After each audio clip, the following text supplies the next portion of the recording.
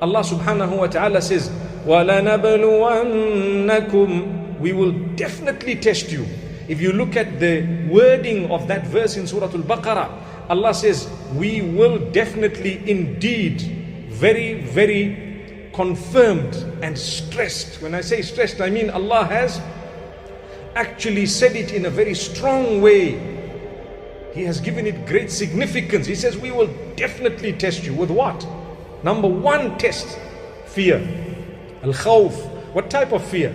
Not necessarily one type of fear, all types of fear. You're worried about your health, you're worried about your food, you're worried about your drink, you're worried about your safety, you're worried about security, you're worried about the enemy, you're worried about animals, you're worried about electricity, you're worried about water, you're worried about eco-cash, you're worried about everything else. Allah says, we will test you. It's a worry, it's a concern. It's definitely a worry. In this country, we're going through difficulty, but I want to let you know, it's not the only country.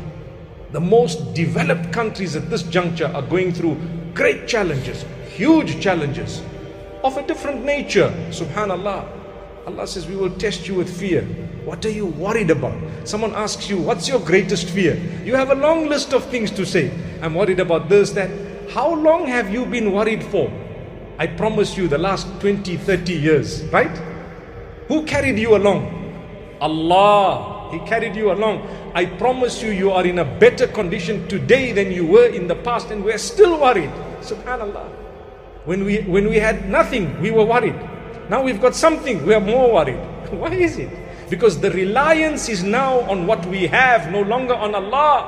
That's where the problem is. You see what we're saying? Rely on Allah. Allah says, don't worry. You don't have the morsel, the next morsel, we will give it to you. But that test of Allah is supposed to be bringing you closer to Allah. He tells you in Surah Al-Baqarah. He didn't even say it later on in the Quran. Right at the beginning, Surah Al-Baqarah. He's saying, we're going to test all of you, every one of you, with what? بِشَيْءٍ مِّنَ الْخَوْفِ, with a little bit of fear. You will be scared sometime. I explained to you all sorts of different types of fear. وَالْجُوعِ, and hunger. You can understand that on your own, hunger. Sometimes you will be hungry. Sometimes there may not be food. Sometimes there will be famine. Sometimes there might be money and no food. And sometimes there will be food and no money. And sometimes there will be neither food nor money. That's Allah. Subhanallah. Al-ju' wal-khawf. Al-khawf wal-ju' wa naqsin min al-amwal. You will suffer loss. When you suffer loss, do you say Alhamdulillah? La ilaha illallah. Allah says you will suffer loss of wealth. Naqsin min al-amwal. Your money, boom, suddenly one day someone stole it. There was a fire, there was a robbery, there was an earthquake, what's all this about? Allah says that's the whole reason why we sent you onto the earth. Man, don't be fooled.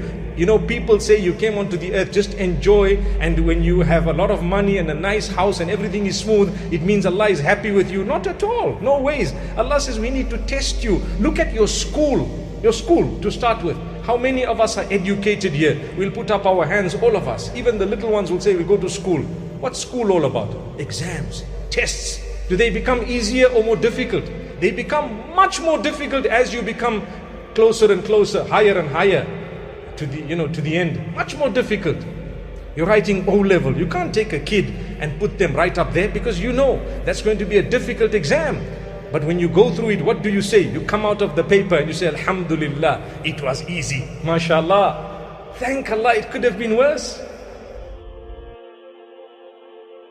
All I'm trying to do is to encourage you, inshallah. To encourage you to say, let's do something about it.